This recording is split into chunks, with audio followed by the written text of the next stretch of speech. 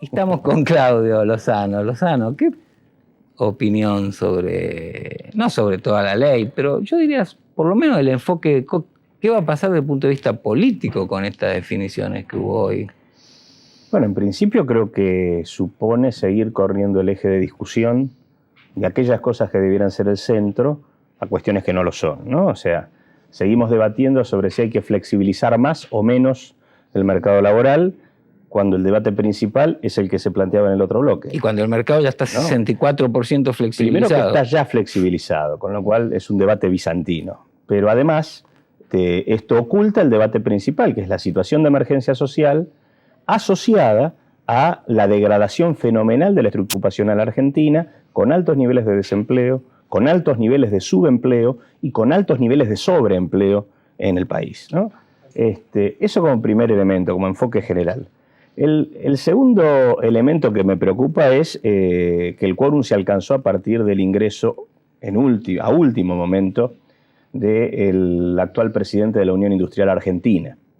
Y francamente yo tengo toda la sensación de que esto tiene que ver con algún tipo de acuerdo más firme que supone calzar la aprobación de la reforma laboral, que en el discurso del ministro de Trabajo y en el discurso de la CGT tiene como moneda principal a hacer relucir el tema de decir que van a derogar los contratos promovidos.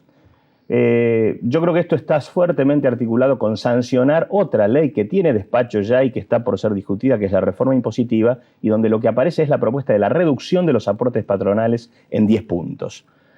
Si esto es así, y es así, esto quiere decir que si nosotros estaríamos, por un lado, derogando los contratos promovidos, que casualmente lo que hacen es beneficiar al empresario con reducción de aportes, y por otro lado, generalizando la reducción de aportes, con lo cual, en realidad, lo que dicen que es bueno de la ley que está en discusión es anulado por la otra ley que se está sancionando. Y aparte, como la anterior rebaja de aportes patronales sin exigir ningún tipo de creación de trabajo. Habiéndose demostrado que la reducción de aportes no es una política efectiva de empleo, porque efectivamente la cuestión del empleo sigue siendo un problema en la Argentina, habiéndose demostrado que lo único que hace es subsidiar la tasa de ganancia empresarial creciente, sobre todo de aquellos que tienen mercado para realizarla.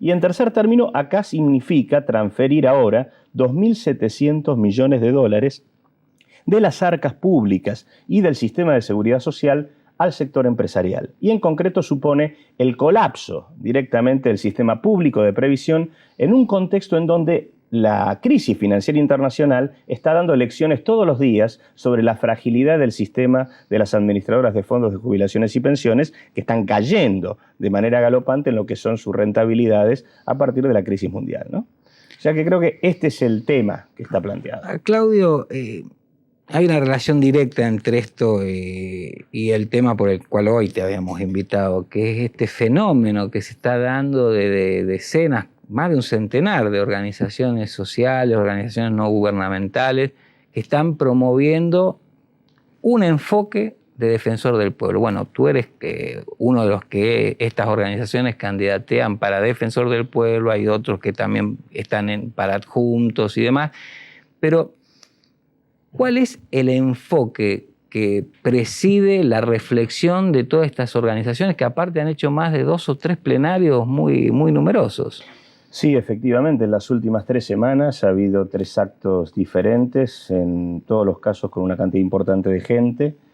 En el primer acto es un sector interno de la Unión Cívica Radical que apoyó esta propuesta. El segundo acto fue el acto convocado por la multisectorial, por la Defensoría del Pueblo, que expresa este conjunto de organizaciones sociales que involucra tanto organismos de derechos humanos, organizaciones sindicales, sociales, territoriales, ambientales, movimiento de la mujer, etcétera, en donde ahí hubo cerca de 500 personas, hubo representación de todos los bloques legislativos del Parlamento de la ciudad.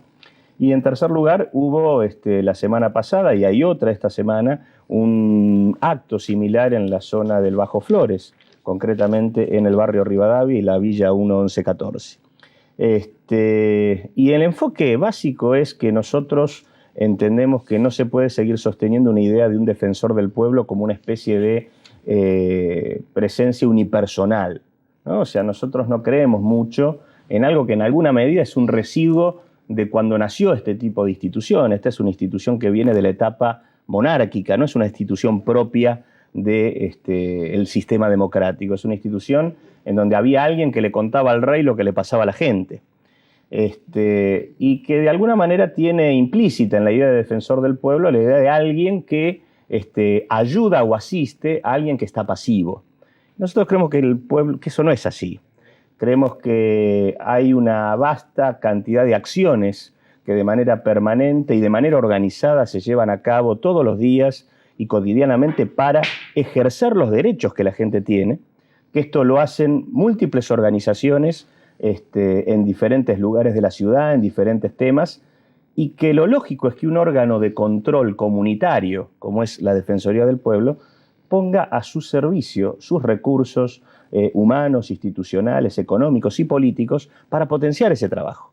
Es decir, nosotros percibimos en la Defensoría el lugar de anclaje de un espacio mayor de organizaciones sociales en capacidad de vincularse con el sistema institucional, algo que permita superar un poco esta especie de anarquía de la queja y que permita de algún modo organizar la demanda social y obligar a que ésta se canalice institucionalmente. Pero el planteo, entonces, quizás me adelanto un poco, pero el planteo sería una expresión real y un ida y vuelta permanente en relación a los políticos y no un eco de este enfoque que a mi juicio es más propio del neoconservadorismo que de lo que podría llamarse el progresismo, que es esta oposición sociedad civil político, sino que sería una búsqueda de complementación más sana.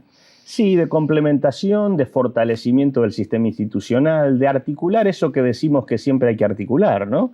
El espacio de las organizaciones sociales con el poder político institucional para que haya más poder para hacer aquellas cosas que supuestamente creemos que son convenientes, para de alguna manera evitar que solo se conformen al amparo de algunas decisiones que a veces son correctas, como puede ser el tema del Código de Convivencia, todo esto que vos planteabas en tu discurso inicial, y que en nombre de un discurso de la seguridad que está fuertemente inducido por sectores de la Policía Federal, sectores que están siendo afectados por esta disposición en términos de perder el control de algunas cajas que en todo caso venían manejando, han dado lugar a la conformación de un movimiento social que intentan presentar y que en realidad es un movimiento social reaccionario y que concretamente no representa al conjunto de la ciudadanía y que hay que dar oportunidad para que lo mejor de lo que podemos expresar en términos sociales pueda hacerse presente en el terreno institucional.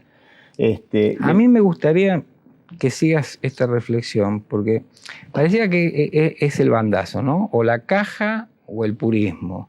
O la caja o la acción social de pronto la hace Cáritas y el Estado se sigue desentendiendo como hasta ahora, solamente que la responsabilidad que se hagan cargo Cáritas y otras no gubernamentales. Y pareciera que estamos en esta lógica, el abandono del Estado desertor o el protagonismo que sigue siendo la ausencia de Estado activo.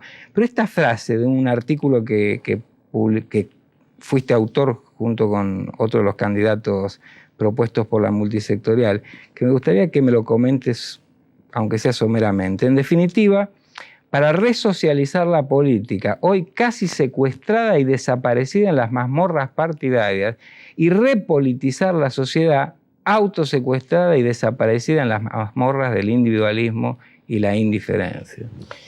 Y esto tiene que ver con entender la política no como una cuestión que supone o lo social o lo partidario, sino entenderla como una experiencia integral que tenga que ver con esto que yo te comentaba recién, ¿no? Por lo menos para nosotros la función política principal es ser capaces de organizar la demanda social y canalizarla institucionalmente. Y es en este terreno en donde uno tiene que evitar, tanto en el plano partidario, suponer que la política transita exclusivamente por el ámbito de la disputa electoral, como en el ámbito de la práctica social, suponer que solo es en ese marco donde se dirimen las cosas. Hay que pensar estrategias de articulación, de integración, porque esto permite fortalecer el sistema institucional. La presentación que nosotros hemos hecho tiene como destino principal profundizar la democracia en la Ciudad de Buenos Aires, que es lo que la Constitución, definida por los constituyentes hace 2 años, establece. Establece como criterio principal, como forma de gobierno de la ciudad en su artículo 1, no la democracia representativa. sino la democracia participativa, lo dice explícitamente. Te hago una última pregunta que tiene que ver con cómo verías en la práctica si hoy asumieras como defensor del pueblo. ¿Cómo sería un día de ese defensor del pueblo? Un día en un sentido figurado. Es decir, las tareas prioritarias, las formas de trabajo. Y mirá, yo creo que la tarea principal sería esto que nosotros estamos planteando. Nosotros estamos diciendo que la Defensoría tiene que funcionar con un consejo multisectorial de organizaciones sociales. Pero no un consejo entendido como un aparato burocrático que tiene que estar sentado al lado del supuestamente defensor, sino como un consejo instalado en cada una de las zonas de la ciudad. Un consejo en capacidad de receptar aquellas demandas que no son tomadas por el sistema institucional y en capacidad de rápidamente ponerlas para que puedan ser canalizadas y vehiculizadas como corresponde. Un espacio que sea capaz de organizar la queja y transformarla en propuesta para que el sistema institucional la pueda resolver. Ese es el criterio. Es decir, esta idea de que todos somos defensores del pueblo, es decir, es a la vez una propuesta a la gente y una línea de acción concreta. Exactamente, es correrse de la idea de la institución unipersonal. Es entender decir, no que te el pueblo... pensás en la oficina. No, primero no me pienso en la oficina y segundo no pienso que yo sea el defensor. No porque me parezca mal lo de la oficina. No, seguramente algún momento habrá que pasar por ella. Supuesto.